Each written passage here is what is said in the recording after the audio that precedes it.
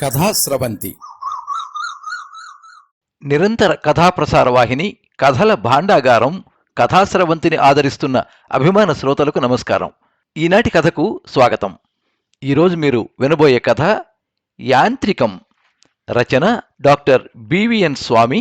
9247817732. వినిపిస్తున్నది పప్పు Bhogarao. Doctor BVN స్వామి కథా రచన, కథా విమర్శ, కథా పరిశోధన ఇష్టంగా చేస్తూ కథాజీవిగా సాహిత్యంలో కొనసాగుతున్నారు. కరీంనగర్ జిల్లాకు చెందిన వీరు వరంగల్ పట్టణంలో గజెటెడ్ ప్రధానోపాధ్యాయునిగా పనిచేస్తున్నారు.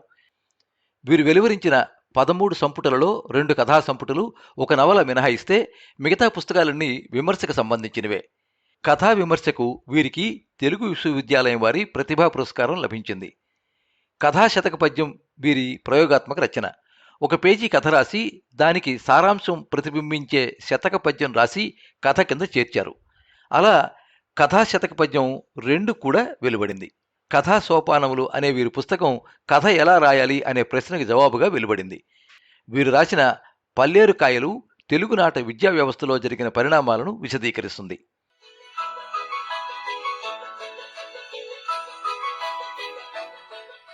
వీధి వీధిన దేవుళ్ళు దారిగడ్డంగా కొలువు తీరారు. రక్తిపాటలు ముసుగేసుకుని భక్తి పాటలుగా హోరెత్తుతున్నాయి. మామూలు రోజుల్లో జులాయిగా తిరిగే పిల్లలు బొట్టు పెట్టి భక్తులయ్యారు. వారి చేతుల్లో చందా పుస్తకాలు. తెల్లారుగానే ఇల్లిల్లు తిరుగుతూ డబ్బు వసూలు చేస్తున్నారు. పెద్దలది, పిల్లలది, ఈ వాడది, ఆ వాడది, ఇలా రకరకాల పేర్ల మీద ఒకే ఇంటికి 4 చందా కోసం బయలుదేరుతున్నారు. 10 రోజుల పండుగ నగరం అంతా మారుమరుగుతున్నది.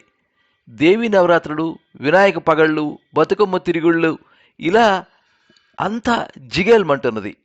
నిర్వాహకుల హడావిడి, పూజల తతంగం, భక్తుల తడుకులు అంతా హైటెక్కే. అలాంటి రోజుల్లో బుంగి వద్దకు ఒక నాయకుడు చందా కోసం వచ్చిండు. ఈసారి విగ్రహం ఖర్చు నీదే, తప్పదు అంటూ కూర్చున్నాడు. బొట్టు పెట్టడమే తెలియని బుంగి విగ్రహానికి డబ్బులు ఇవ్వాల్సి రావడం జీర్ణించుకోలేక మరేదైనా ప్రతిపాదించు అన్నాడు. ఖర్చులు బాగా అవుతున్నవి. వాడకట్టు దేవునికి ఇవ్వటం కట్టుబాటు. దేవునికి ఇస్తే పుణ్యం దక్కుతుంది. వెనుకకెళ్లకు, నీకీసారి తప్పదు. ముందు పెట్టుబడి పెడుతున్నా మొత్తం పెట్టలేను కదా, తడిసి మోపుడు అవుతుంది. దాదాపు 4 రోజులు ఖర్చు భరించుడు వశమైతే లేదు. లడ్డూ వేలం, అమ్మవారి చీర వేలం, ఇంకా అనేక దేవతా వస్తువుల వేలం, ఇలా ఎన్ని వేలం వేసినా పెట్టిన పెట్టుబడి వస్తలేదు.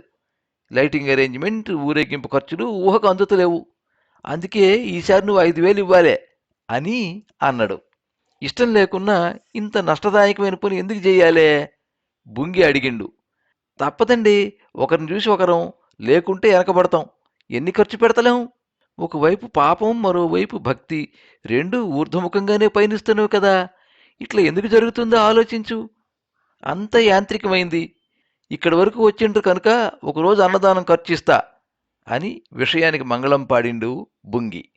మైకుల్ వచ్చెను భక్తియున్ భజనలున్ బాజారు పాలయ్యే, పూజా కార్యంబు నట ప్రదర్శనముగా సాగెన్, త్వదారాధనోత్సేకం బెంతయు యాత్రికం బగుచు వర్తిల్లెన్, భవన్ మందిరా నీకంబుల్ కుజనాళ్యధీనముల్ బందెన్ మందెదో ఈశ్వరా.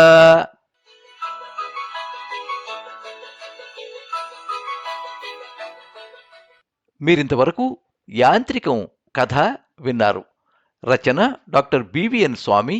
పద్యం ఈశ్వర శతకంలోనిది. పద్యరచన డాక్టర్ అందె వెంకటరాజం, కరీంనగర్. వినిపించినది పప్పు భోగారావు. ఈ కథ కథాశతక పద్యం కశప కథా సంకలనం నుంచి సేకరించడమైనది. ఈ కథ మీద మీ అమూల్యమైన అభిప్రాయాన్ని కింద కామెంట్ బాక్స్లో రాయండి. ఈ వీడియోని లైక్ చేయండి, మీ మిత్రులందరికీ షేర్ చేయండి. ఇలాంటి మరిన్ని మంచి కథలు వినిపించడానికి ఈ ఛానల్ని సబ్స్క్రైబ్ చేసుకోండి. పక్కనే ఉండే బెల్ ఐకాన్ని క్లిక్ చేస్తే ఇలా అప్లోడ్ చేసే వీడియోల వివరాలన్నీ కూడా మీకు ఎప్పటికప్పుడు నోటిఫికేషన్ ద్వారా తెలుస్తాయి. ఎప్పుడు మీ అభిమానాన్ని కోరుకునే పప్పు భోగారావు.